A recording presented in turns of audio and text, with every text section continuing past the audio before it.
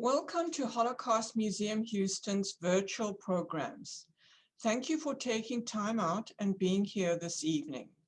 I'm Tamara Savage, Managing Director and Director of Public Programs, and it is my great pleasure to welcome Dr. Edward Westermann as our guest speaker. We will leave time for a brief Q&A at the conclusion of Dr. Westermann's talk. To participate, please submit your questions through the Q&A box, which can be found at the bottom of your screen. We will do our best to get to as many of the questions as possible. This program is being recorded and will be available through our YouTube platform at a later date. We will be sending out this information via email to all registrants within the next day or two. And now it is my pleasure to introduce our speaker. Commissioner Westermann is a member of the Texas Holocaust and Genocide Commission and sits on their Education and Policy Subcommittee and Strategic Planning Subcommittee. Dr. Westermann received his doctorate from the University of North Carolina, Chapel Hill, and is a professor of history at Texas A&M University, San Antonio. He has published extensively on the Holocaust and military history, and his latest book, Drunk on Genocide, Alcohol, and Mass Murder in Nazi Germany, is the topic of tonight's talk. He is a former Fulbright Fellow at the Free University of Berlin, a U.S. Holocaust Memorial Museum Fellow, a three-time Fellow of the German Academic Exchange Service, a Clemens Center Fellow of the De Gaulle Library at SMU, and a Fellow of Keene State's College Genocide Studies and Prevention Program. He has won numerous teaching awards and was inducted into the Texas A&M University System's Chancellor's Academy of Teacher Educators in 2018. Dr. Westermann's area of expertise include modern European history, the Holocaust, and war in society. In spring 2019, he was the J.B. and Morris C. Shapiro Fellow at the U.S. Holocaust Memorial Museum. And now I'll hand over to Dr. Westermann. Thank you again to everybody for being here tonight. This is a very difficult subject. The Holocaust is a dark enough chapter on its own, but this really exposes some of the darker sides to a very dark topic. In discussing this topic, what I'd like to do is I'm showing you a photo that you're seeing here. The photo on the left probably would not be anything significant. This is members of Police Battalion 101 in Poland. Actually, they're outside the Łódź Ghetto, and they're celebrating Christmas of 1940. As people do when they celebrate holidays, they consume alcohol. Now, the picture on the right, however, gives us kind of a different perspective on what we're seeing. And this is also from the same celebration. The picture on the right, as you can see, is showing three policemen, and they're gathered around a policeman who's been dressed as a Jew, and the Jew is holding this policeman is holding this basket, and he's been caught smuggling. And you can see the men are laughing as they kind of captured him. What you would need to know is that that police battalion arrived in Łódź about a month prior. And in the in-between time that they'd been there from November until Christmas, part of their duties had been shooting smugglers at the wire and those trying to bring food into the ghetto or to get out of the ghetto. So once you have that contextual factor, you think about the incorporation of this skit into a Christmas kind of celebration, I think gives it a completely different meaning as we think about that. So as I looked at this topic and thought about the interrelationship of alcohol, these were really the questions that I was interested in asking. So what was the role of alcohol, and how did drinking rituals influence the behavior of the perpetrators? And on top of that, there's not only the literal intoxication of drinking, but as we know, those forces who went to the east, the SS and police forces, German army, also had a metaphorical intoxication of power, part of this colonial conquest. in the East. And another aspect of this that really came to play, and that I'll be talking about again tonight in some more detail, is how did these men perceive of themselves and the role, their ideal role as men in the East? What role did masculinity and perceptions of themselves as men play? And then finally, how does this use of celebratory ritual, what does it tell us? What insights does it give us about the perpetrators and what they did? Now, one of the challenging things in doing a topic like this is I'm, as a historian, I certainly can look at witness testimony. I can look at testimony by perpetrators in German courts. I can look at bystander testimony, survivor testimony, and I can use that historical experience to frame this, to frame these actions. However, what I think is more powerful than just using the historical lens is looking at social sciences. So, for example, criminology, psychology, and sociology have done a lot in looking at issues of alcohol use and its relationship to things like aggression, physical and sexual abuse, as well as into perceptions of masculinity. Also, another important thing that one needs to do in looking at this is, what is the social and cultural placement? How is alcohol, in other words, how is alcohol used by the population that one's looking at? Is German alcohol use different, for example, than Russian alcohol use, or different than US alcohol use? So looking at framing the use of alcohol in that cultural context. And another aspect that we know very clearly from looking at medical studies, that alcohol has physiological effects, and heavy alcohol use and long-term alcohol use have these types of effects on individuals as well. And then finally, talking about the various roles and functions of alcohol, which I'll get back to.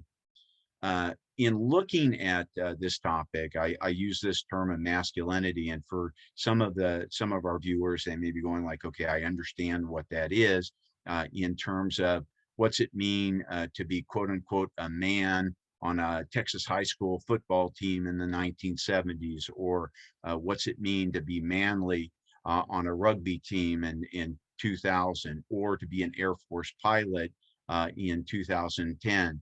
So these are perceptions that are constructed amongst the group about what the ideal behavior is, and they change over time. But they're also important to note that they're constructed in opposition to some type of feminine ideal. And in the field of masculinity studies, people talk about hegemonic or dominant masculinity. In my look at Nazi Germany, I talk about this idea of hypermasculinity. And the way that I tie that hypermasculinity to this discussion is it has a militarized aspect in Nazi Germany that is very much part and parcel of this identity of the political soldier from the SS perspective. And you have this performative masculinity, which we see in any number of contexts. So when I talk about the Nazi East, for example, your ability to be tougher than the other guy, your ability to shoot better, your ability to drink more, that these kinds of behaviors then come to identify individuals within this group. And this quote that is from the book, but it gives you an idea of the way that I'm using this term of hypermasculinity and how it links to perceptions of sexuality, racism, and the practice of racial war. So if we look at that, however, it's also interesting when we talk about perceptions of masculinity and alcohol use. As I mentioned, the social sciences have focused on this issue in contemporary society.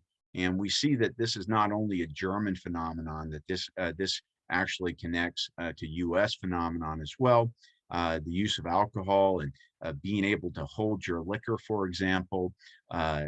Heavy drinking is male prowess in this case, and the more you're able to drink without showing the effects, the greater is your prowess. And I'm going to contrast that from these contemporary studies with, we see this is a remark from Alfred Rosenberg, who was the head of the Eastern Ministries after 1941, and he himself was complaining that, in fact, that the German version of that, this higher manifestation of masculinity, had in fact been able to drink everyone under the table. And so these kind of stereotypes of masculine behavior and the ability to drink alcohol are kind of cross-cultural in that respect. And I think that that's an important thing to keep in mind. The other thing we know from the social sciences very clearly is that alcohol use is very much associated with aggressive and violent practices. So especially among certain groups, so gang behavior with the use of alcohol, fraternities, we can see the same types of activity. And so what we see is this correlation between alcohol use and these acts, as Susan Jeffords talks about, performative masculinity, and they can be acts of physical and sexual violence. And we're going to see manifestations of that when I talk about what happens in the German context.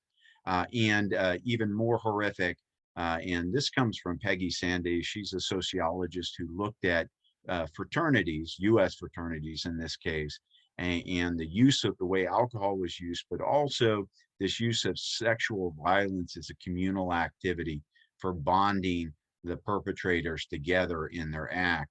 And again, this is something from a contemporary period, as you see, but I think what you'll see manifestations of this behavior as we look back at the Nazi example.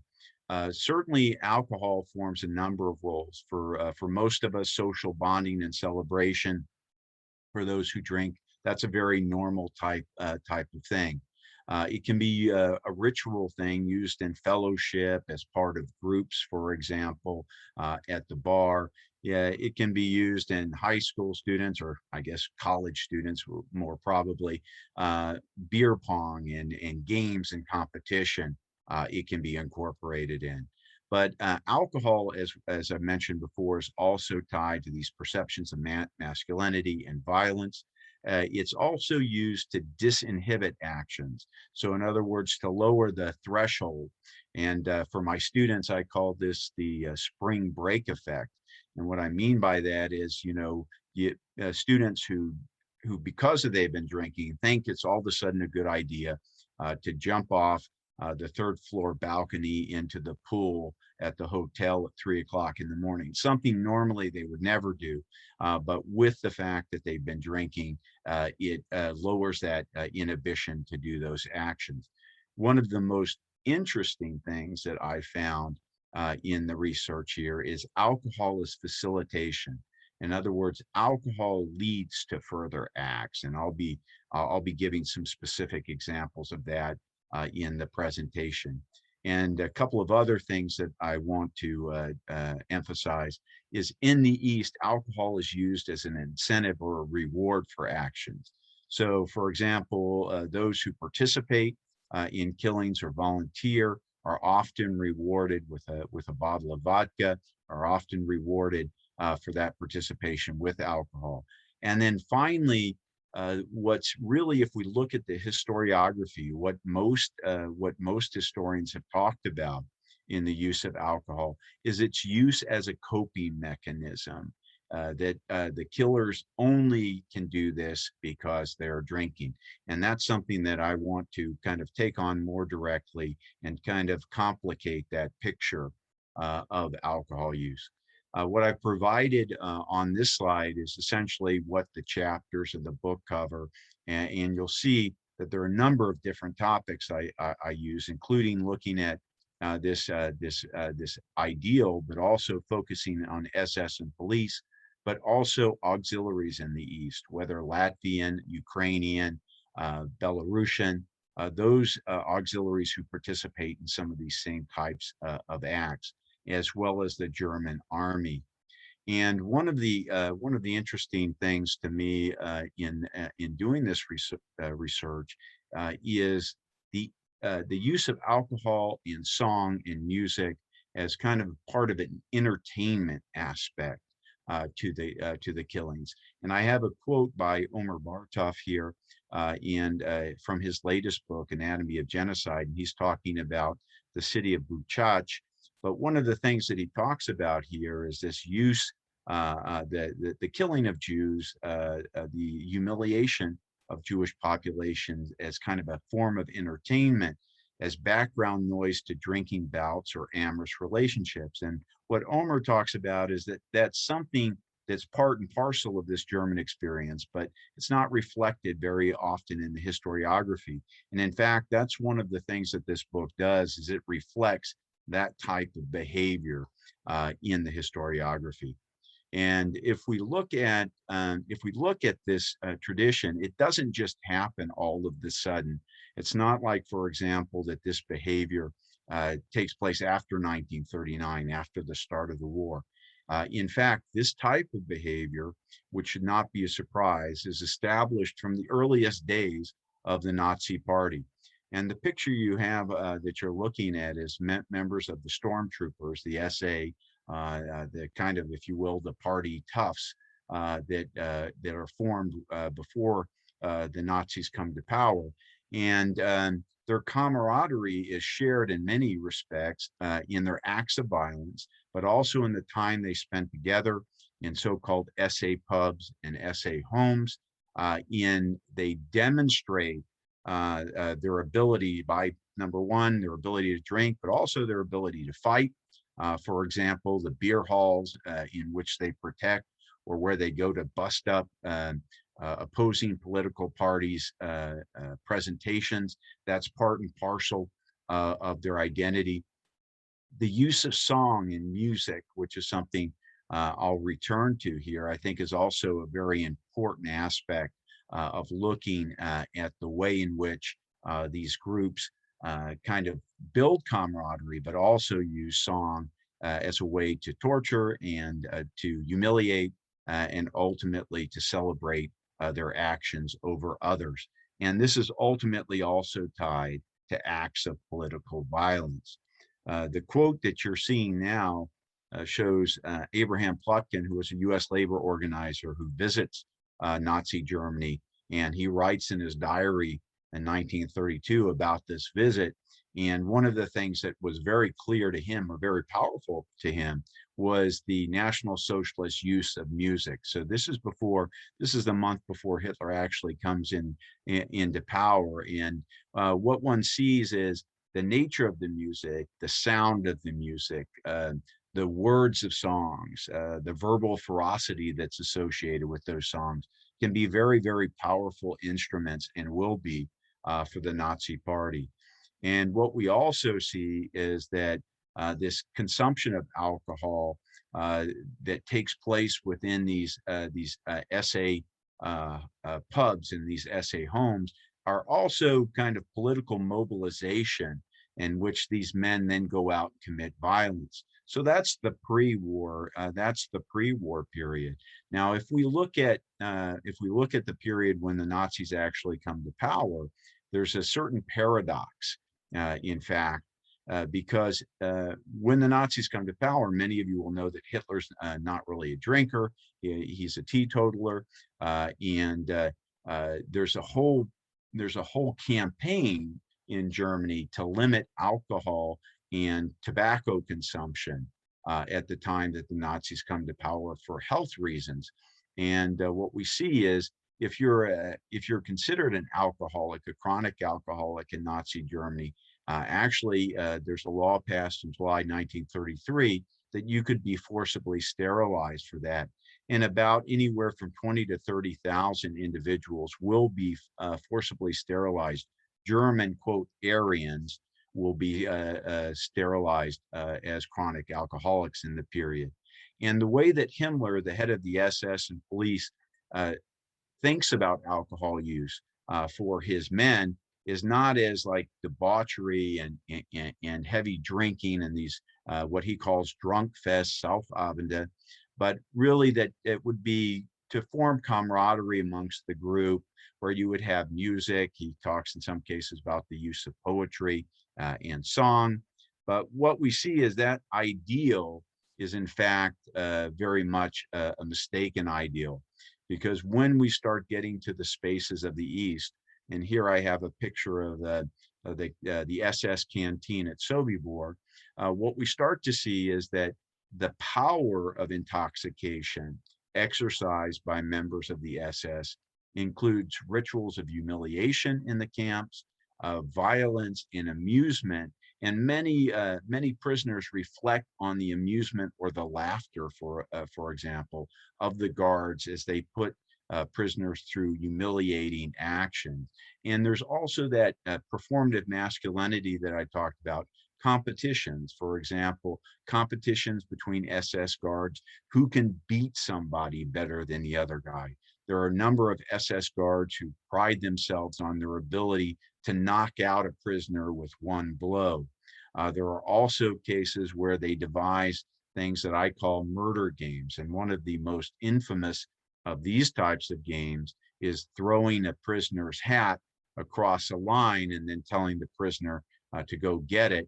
And then when the prisoner goes to retrieve the hat, he's shot or she's shot for while trying to escape. And so these kind of, if you will, games that are created amongst the perpetrators. And the witness testimony that I show here at the bottom, talking about these Nazi prison guards forcing Jewish prisoners to crawl and bark like dogs or meow like cats. And that last line, I think, is especially important, that they were getting enjoyment, amusement out of this. So this was something that was entertaining to them, and it was an exhibition of their power over those individuals. And Rudolf Höss, the infamous commandant at Auschwitz, in his own kind of death row memoir, reflects on the way in which in the concentration camps, the abuse of prisoners came as a type of entertainment.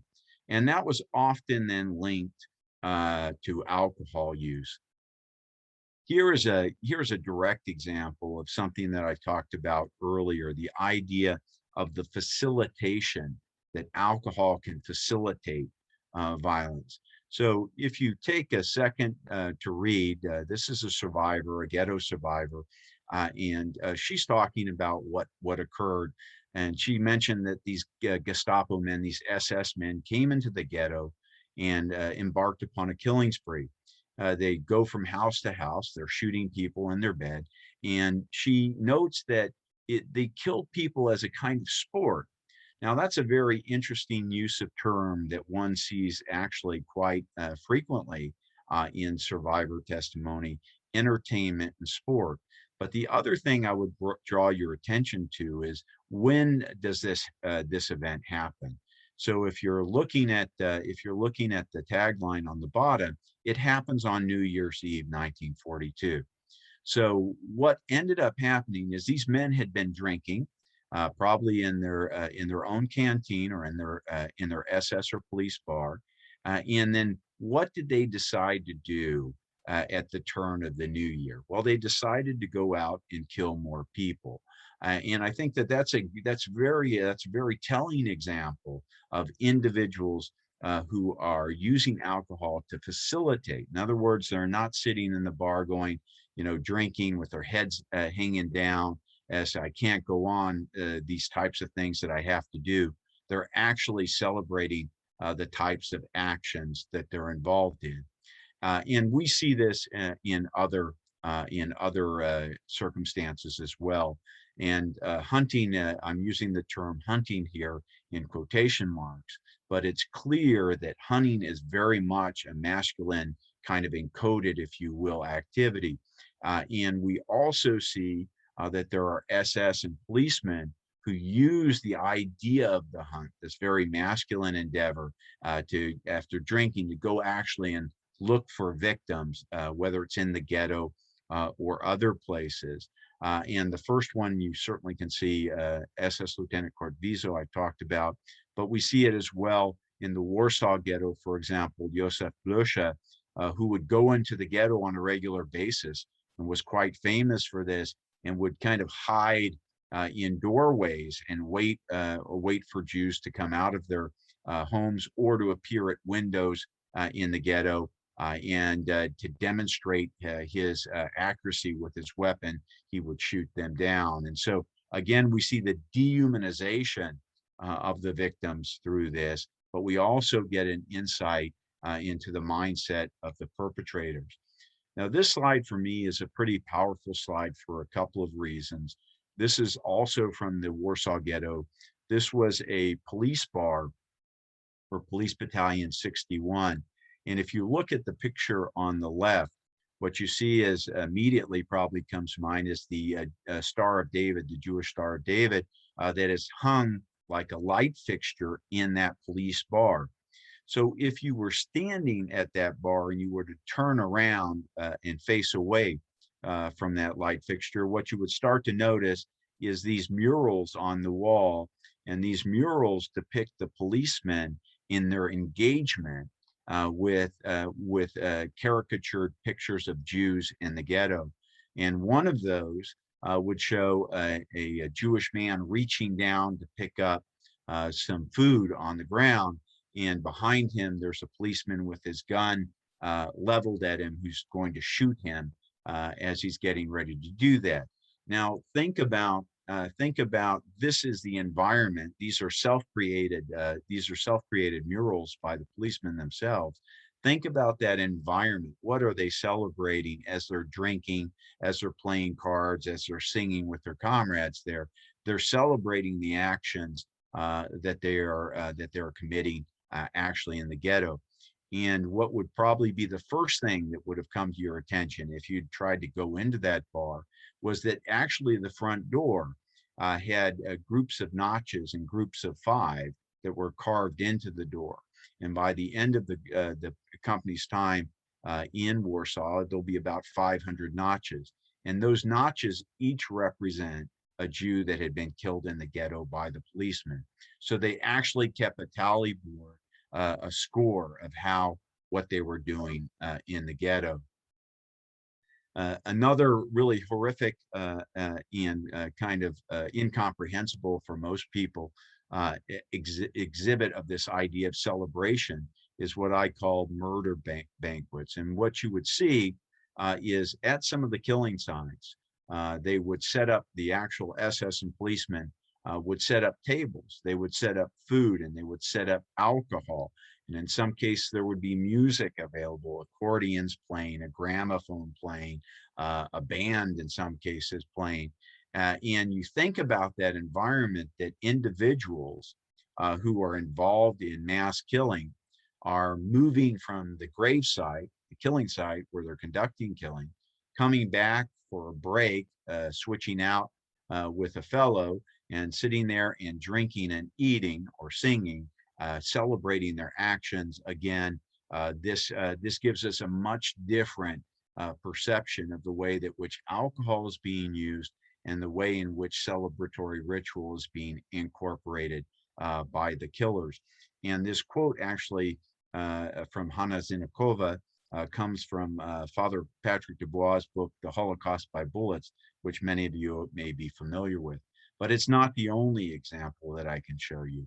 So here again, I have additional examples of the integration of celebration, celebratory ritual, whether it's bringing women to show off your skills in killing. And as horrific as this may sound, a policeman who, after being involved in a killing action, still covered in part with the blood and body matter of his victims, his first stop on coming back to his barracks is to go up and visit the secretary in the administrative building to kind of show off how tough he was. And again, we see these horrific manifestations of human behavior, but also they give us an insight into the way in which the SS and police are thinking about their own mentalities and their actions. And this use, for example, in the second quote below, where after the war, a policeman reflected on what was happening in this massacre of Jewish men and children, Jewish women, men, and children, and talking about that there was actually a band that was playing, and it was it was loud, just like a carnival. A folksfest is the term that he uses.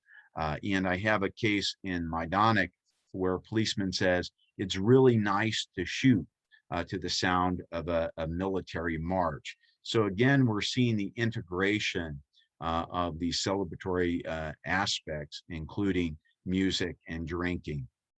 And as I mentioned earlier, what we know from contemporary social science is certainly this idea that violence and sexual violence is tied to the use of alcohol. And in fact, we see that repeatedly in the documentation. And the second story that you see, Ruth Elias there, is one of those that is really almost beyond belief to think about, but it's one of those that in doing the research for this book, the phrase "the music had to play" has always stuck with me. She was a young girl, a young woman, 20 years old. She's sent to Auschwitz and she's put into Block 6. And Block 6 at Birkenau housed these young women and also housed the male orchestra. And she remembers how drunken SS men would come into that barrack on different nights, and they would be singing and drinking. And she said that what they would do is they would first wake up the orchestra.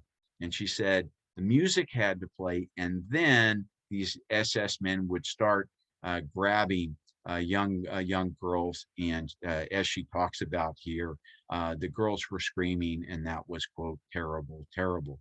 So the sexual assault of these young women is taking place, but the idea that it was going to be staged in such a manner that the music, quote, had to play, I think is very indicative of the way we see this mindset operating. We also see equally horrific examples of the integration of alcohol and competition, what is performative masculinity, killing games that are actually used by the killers. In this case, Penkovsky, this numbers game where he kills one Jewish man, has two Jewish prisoners, then remove that one, he kills those two. He then has another 4 brought to take away those 2 men. And he continues this killing game, as you see, all the way up to the number 200. Now, he does get in trouble for doing this. And what's his punishment? His punishment is a week of house arrest for wasting labor, for wasting Jewish labor, quote unquote. And during his house arrest, he forces the local Jewish council to send him a bottle of schnapps every day. They have to deliver a bottle of schnapps every day. So again, these manifestations of drinking and killing. We also see the fact that in performative masculinity, how am I better than my fellow? Well, I do more. And some policemen remember police officers who talked about, I've killed more than you, or those who say, well, you know, he's ahead of me, but I'm going to catch up the next time. This example, the second example, is one that's always kind of stuck in my mind as well, because it comes from a German witness testimony after the war. And it was a German administrator who was going in to the local German house, which is kind of the German cultural center, bar, restaurant in Poland. And as he's going through the front door, he hears all this singing, and on his way in, there's a Gestapo man who's leaving the building, and he has a beer coaster pinned to his uniform blouse with this number 1000 in red ink. He stops and he's like, well, what are you doing? And then the Gestapo man told him, man, today I'm celebrating my 1000th killing. Knickschuss, literally administering a shot to the back of someone's neck. And the celebrating of whole numbers, for example, by some of the perpetrators, these parties that are part and parcel of that. We also see manifestations of that with the so-called T4 program, the in quotation mark euthanasia program. And in this case, I have a case of an SS sergeant who is celebrating his 20,000th corpse burning with a drinking bout amongst his buddies. At Treblinka, the guards, the SS detachment at Treblinka celebrates the 100,000th killing of a Jew from the Warsaw Ghetto as well that evening with extra additional alcohol. And so they're keeping count. And that keeping count is that manifestation in part of that performative masculinity that I talked about earlier. This is a striking, for me, this is kind of a striking aside. Johann Kremer was a SS doctor, and he arrives at Auschwitz, and he's infamous because he actually leaves behind a diary, so you can actually read his diary from his time at Auschwitz. And the November 8th entry is so striking because it's about a 3-line entry, so a very brief entry. And he starts the entry by describing his participation in his 12th and 13th Sonderaktionen, or mass gassing. So he's participated in 2 that day. And the next line, and the way he ends that entry, is with a remark about a, quote, cozy evening company that included Bulgarian red wine and Croatian plum brandy.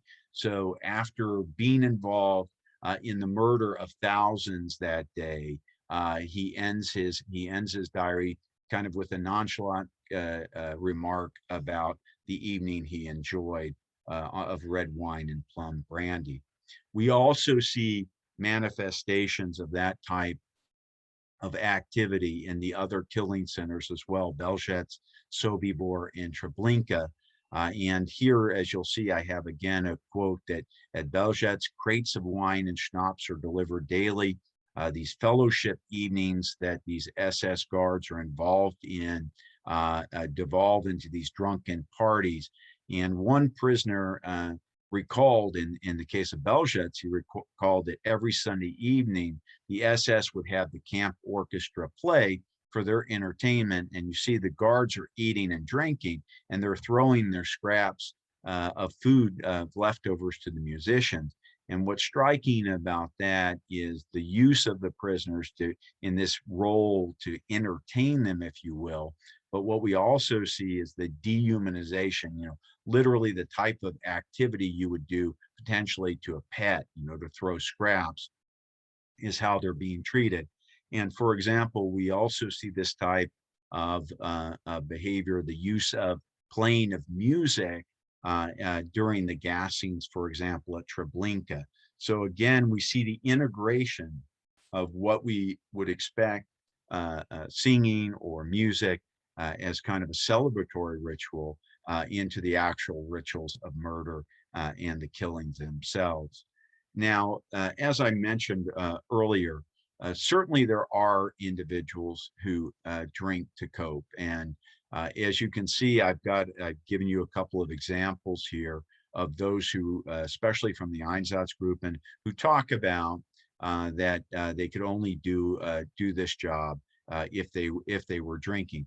And what's really actually happened is this has become the dominant narrative of alcohol use. And the reason I've shown so many other examples is because it makes sense, because if from a perpetrator standpoint and from most normal people, we can't really imagine that people could take enjoyment and celebrate these kinds of actions, and that, yeah, they would need alcohol to numb themselves to be able to do it. But in fact, what we see is that these behaviors oftentimes did not require numbing, did not require alcohol as a coping mechanism. And in fact, I think that that's an important corrective as we're looking at this topic. In looking at some of the insights that I gained over the course of writing the book, it's alcohol usage was a topic that was really hiding in plain sight, I say. Its ubiquitous use in the Nazi East is very apparent. And a lot of people that I've talked to, my colleagues in the field of Holocaust studies say, for example, absolutely, why didn't anybody kind of see this before? And it's also important in thinking about how it was used to create shared group identity and mission. And one example I give is individuals who refuse to drink with the group after participating in these types of actions, for example, would be ostracized from the group. And it was not because they weren't drinking alcohol, that was part of it. But the refusal to drink also was a rejection of what the group had been involved in during the time that they had been involved in the killing. So you see that the way that alcohol is used for that camaraderie and to bind shared purpose is certainly there. Now, I do think one thing that's extremely important to stress is that the Holocaust would have happened with or without alcohol. It was neither necessary nor sufficient for the killing. But what it does show us is that alcohol and drinking ritual and these rituals of control are very much integrated into acts of murder and atrocity. And it also gives us that insight, however horrific it may be for us, into the perpetrators' mindsets in which celebration, song, and music, sexual violence, trophy counting, how that can all be integrated. And with respect to psychosomatic versus physiological effects of alcohol use, there are some perpetrators who, especially after the war, talk about that they suffered, they suffered from lack of sleep, they suffered from stomach disturbances because of what they were involved in, and what you also need to understand, people who are drinking at a very heavy drinking, many of those physiological effects, including poor sleep and intestinal or stomach problems, can also just be related to the actual alcohol use itself. So the idea that they could use the symptoms as a way to kind of alibi for their behavior, I think needs to be considered as well. And this gets to one of the more difficult parts of doing this type of research. How does one disentangle those multiple functions in motivations for alcohol use? It's very clear that a person could use alcohol in a celebratory way one day and perhaps in a coping mechanism on another. And that might depend on the very specific situation that the individual's brought into. So it does make it more problematic. And that's why I think it's important to include this kind of broader picture of all the activities that are being conducted.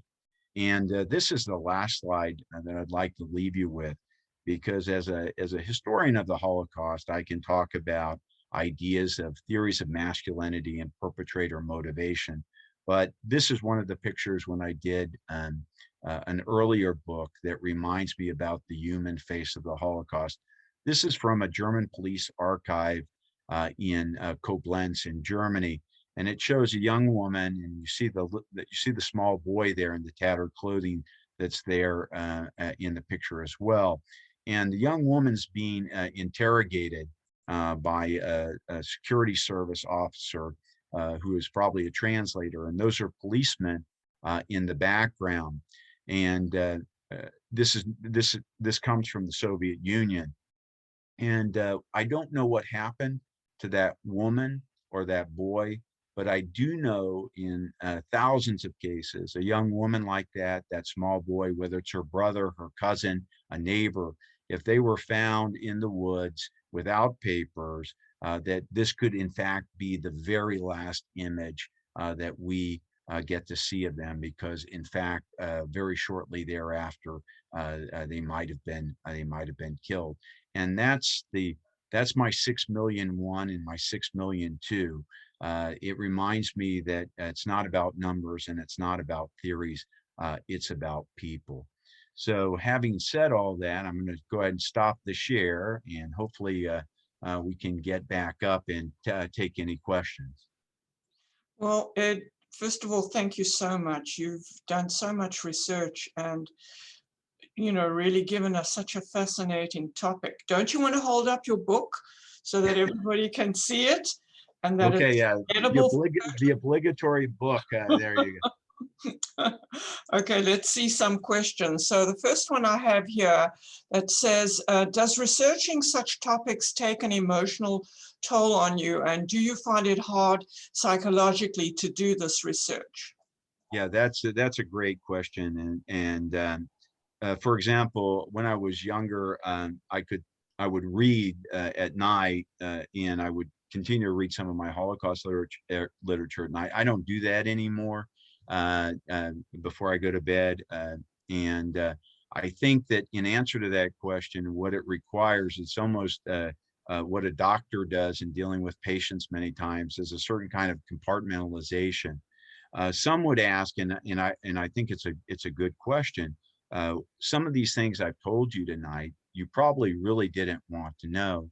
And in talking to some of my friends who were survivors, one of the things that Zev Weiss, a very good friend of mine, who was the president of the Holocaust Education Foundation before his passing last year, always talked about, that we as historians can't understand the Holocaust. And he's right, because we weren't there.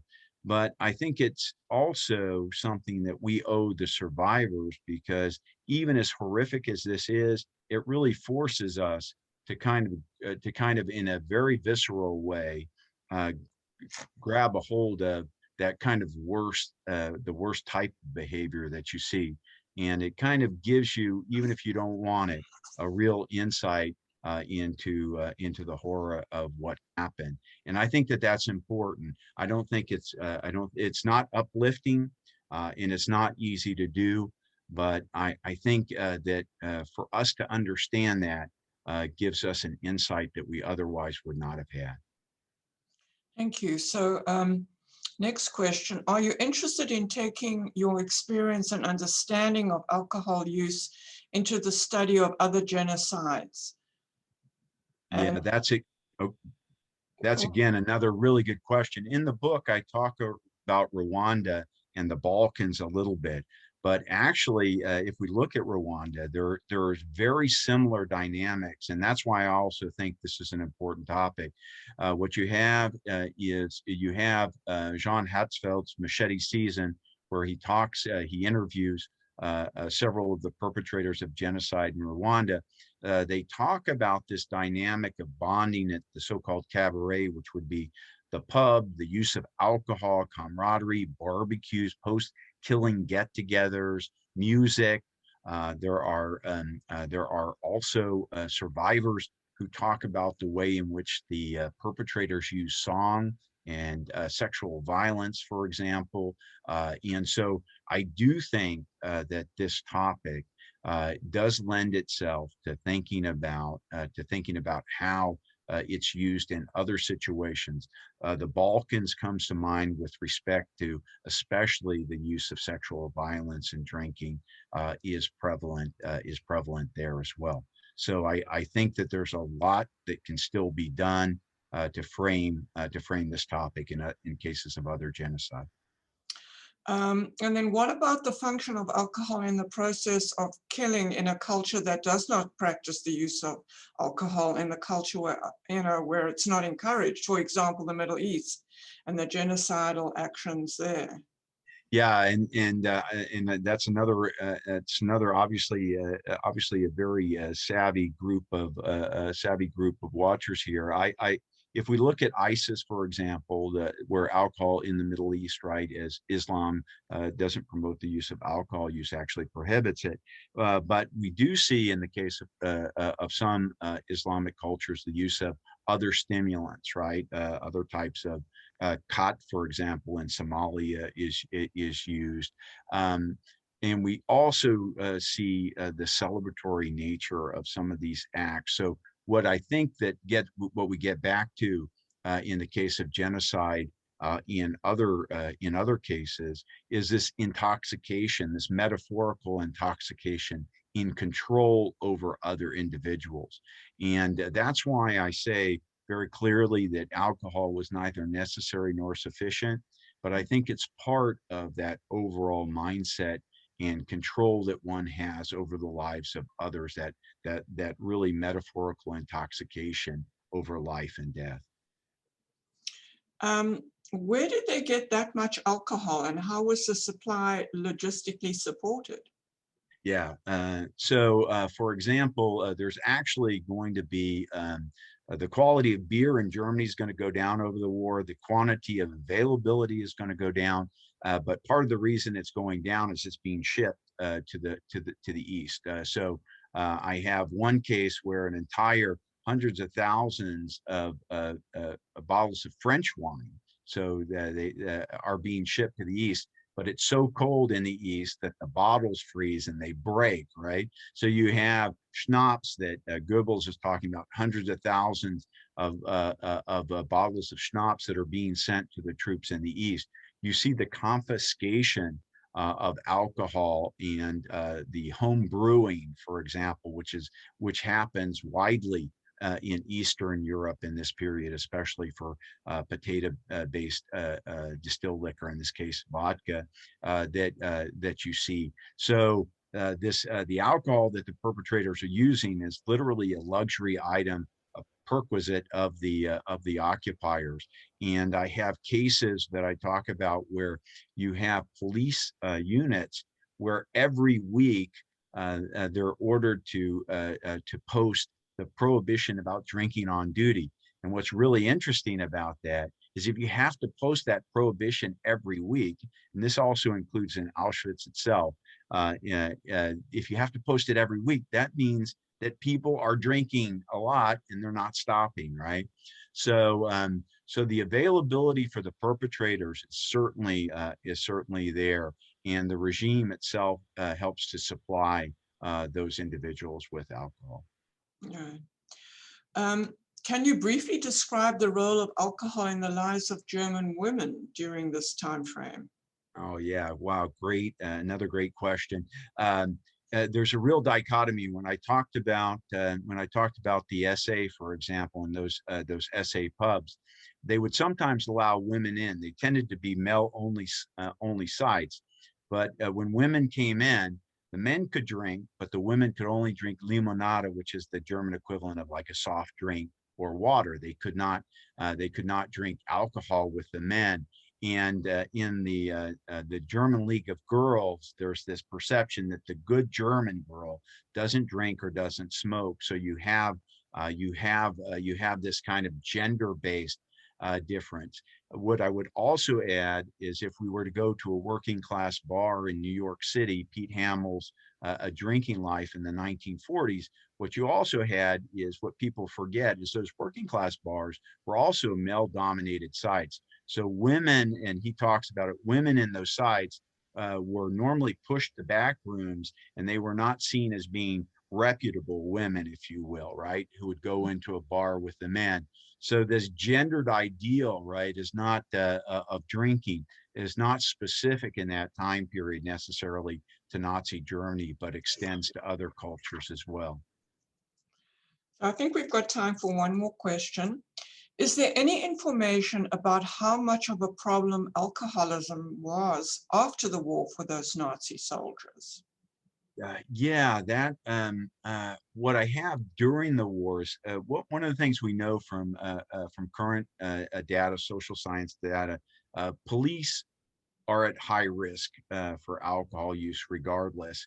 So contemporary US police forces, for example, contemporary German police forces tend to drink more heavily, and alcoholism as part of the population is greater. So many of these men, believe it or not, as incredible as it might seem, continue police careers after the war. So drinking is part of that culture and remains part of that culture.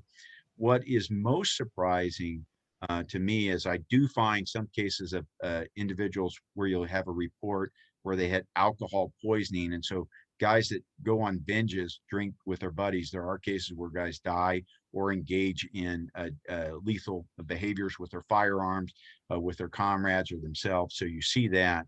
But what you don't see after the war is you don't see policemen who, because they come to the realization of what they've been doing, where they go to like a federal prosecutor or a state prosecutor and say, I can't live with what I've been doing. You know, I'm an alcoholic, and I want to tell you what happened.